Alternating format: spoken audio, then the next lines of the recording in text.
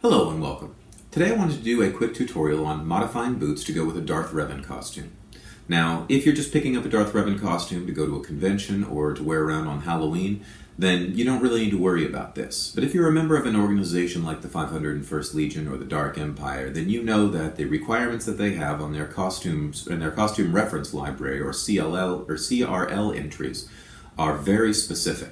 So I wanted to talk a little bit about what those specifics are and how to turn a pair of boots into a pair of Revan boots that's going to pass muster with an organization as detailed as the 501st Legion. So I started out with a pair of motorcycle harness boots. Now these can be obtained around quite a bit, or quite easily. This specific one has a weld ring in there and some leather straps, and this was actually pretty handy because I ended up being able to use these leather straps in order to fulfill some of the details on the Revan boot. Now a pair of boots like this is going to cost you between $50 and $100. A couple specifications that you need to look for when you're out looking for them. You want them to be black, you want them to have not too much of a heel, and you need them to have a square toe. Alright, now if you go for a longer boot, cavalry boots, period cavalry boots have square toes like this often, but they can set you back quite a bit of money. The motorcycle boots are much easier to get and they're a more cost-effective option. So let's talk a little bit about materials that you're going to need in order to get this done, and then I'll walk you through the process of turning this boot into this boot. Alright, first off, materials. We're going to need a knife, box cutter, or any kind of knife that's sharp enough to cut through shoe leather fairly easily.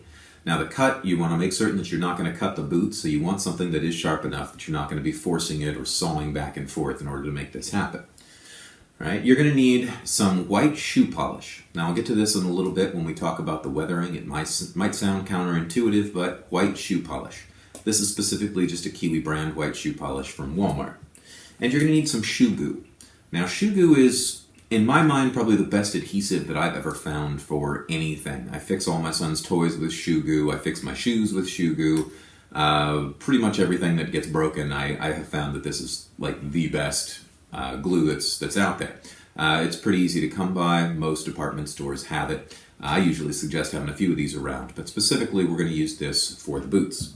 We also need some paper towels for the weathering. That's going to come in just a little bit.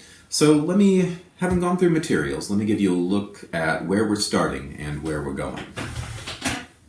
First up, this is the starting spot. These are harness motorcycle boots.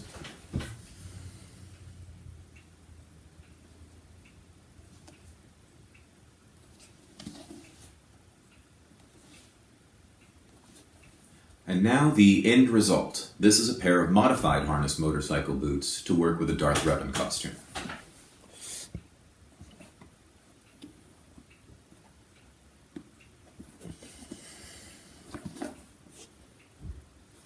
So a couple differences that a few differences that are pretty easy to notice. The CRL, or Costume Reference Library, for Darth Revan's boots indicates that the boots need to be black boots, so reasonably high. I think the ones in the picture are only about yay high. I prefer them a little bit taller.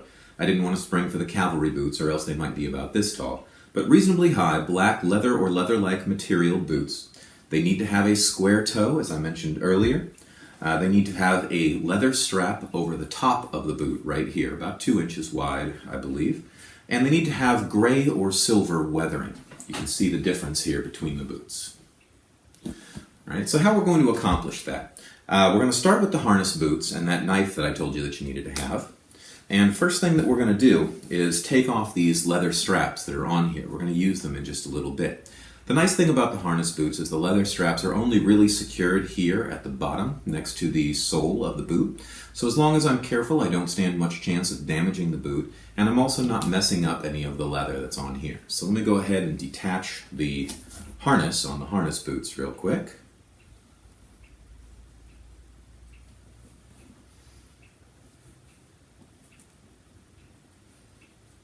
You want to get that cut as close to the sole as you can so that you don't have a piece of leather sticking out there. And again, you want to be very careful not to cut the boot.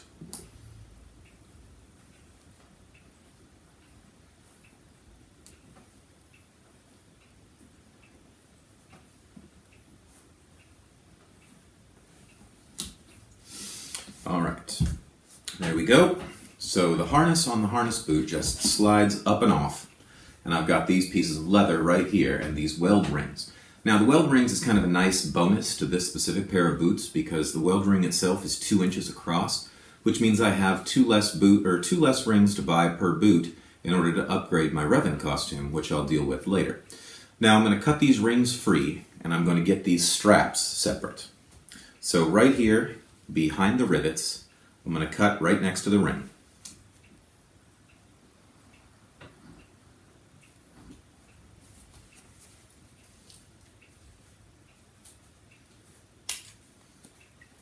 One.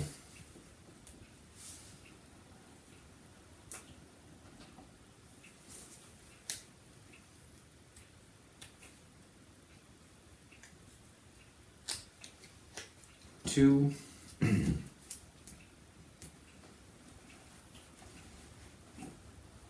Three.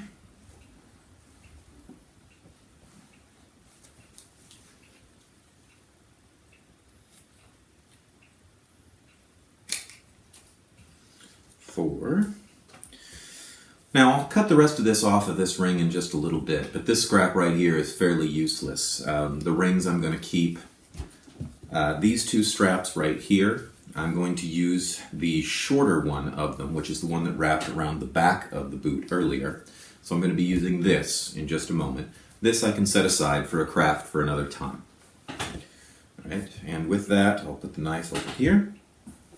All right, so what I want to do is I want to make it even on each boot. So wherever you put it on one boot, you're going to put it on the other. But this strap is going to lay right here across the top of the boot. Now, in order to get that to fit right, I'm going to need to cut an angle at the bottom, sort of back a bit. I'm going to actually use part of the bottom of the boot just to make certain I don't cut the table. If I put a little ding in the bottom of the boot, I'm not going to care too much about it. Okay, so slight angle.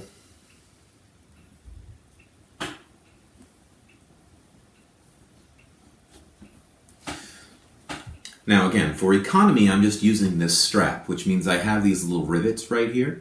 You could rivet another piece of leather directly to the boot, or you could use a boot that doesn't have these rivets on it, or just any piece of leather that doesn't have the rivets on it. I don't mind the rivets. I'm actually going to weather them specifically, but I think they kind of add to the boot. But I want a little bit of an angle here, so that when I attach it to the boot, it's going to come right down to the edge of the sole. Now let me go ahead and show that to you in a close-up.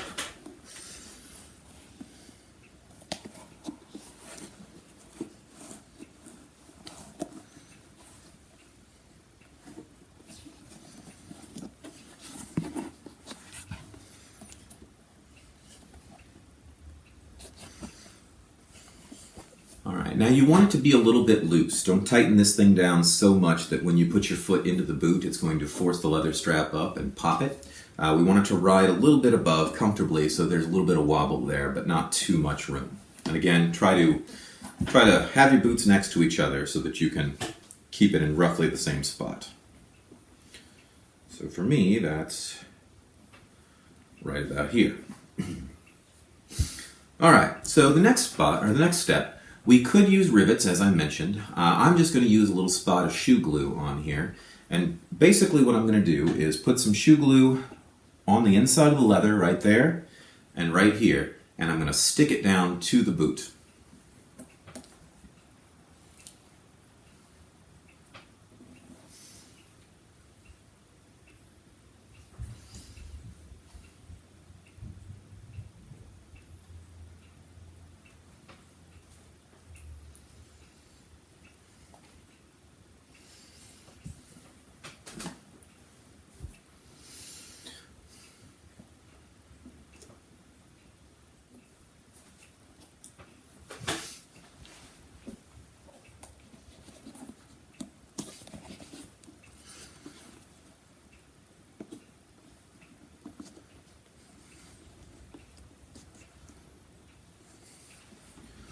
Okay.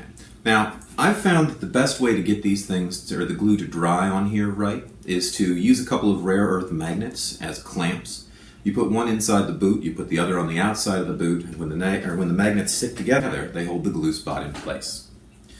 Now, the glue takes probably about a day to cure fully, so I wouldn't recommend starting the next step until about a day later. So, to finish up, you go over the boot with the white shoe polish, and you put it on in a pretty even coat, and then you wipe it off with the paper towel and sort of buff it in. That gives the whole boot sort of this gray sheen. After that, there's a little button in the middle of the sponge on a typical shoe polish. That little button releases the shoe polish out into the sponge. If you press lightly, you don't actually hit that button. So you can actually do a little bit of dry brushing over the accented parts, over anywhere that there's a seam, over the edges of the strap across the top. You just don't release any more shoe polish, and you sort of dry brush it onto any seams or high spots to create the sort of weathered pattern.